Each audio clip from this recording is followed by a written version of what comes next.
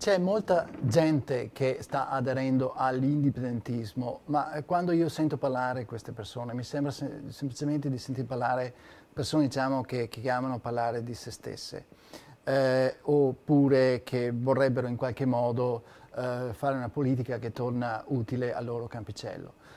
Noi dobbiamo ricordarci, noi veneti dobbiamo ricordarci che stiamo lavorando, stiamo lottando giorno dopo giorno per ricostruire la nostra patria, con la P maiuscola. Noi siamo patrioti.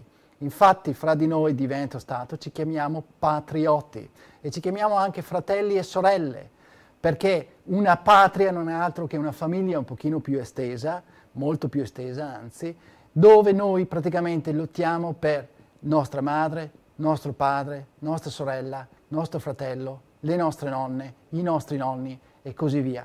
Questa è la cosa bella di lottare per una patria, è una cosa che ti fa venire i brividi quando ci pensi, è una cosa per cui tutti noi ci commuoviamo davanti a una bandiera splendida come questa qui, come il nostro Gomalone, l'unica nostra bandiera, una bandiera che noi portiamo avanti davanti agli occhi di tutto il mondo da secoli. Noi veneti dobbiamo essere orgogliosi di questi, dopo tutto quello che si è successo, dopo questa terribile recessione economica, dopo l'umiliazione dei suicidi che ci sono stati all'inizio di quest'anno, dopo un governo che addirittura non è neanche stato eletto dalla gente, che perseguita la gente e la fa soffrire ancora di più e non dà futuro ai giovani.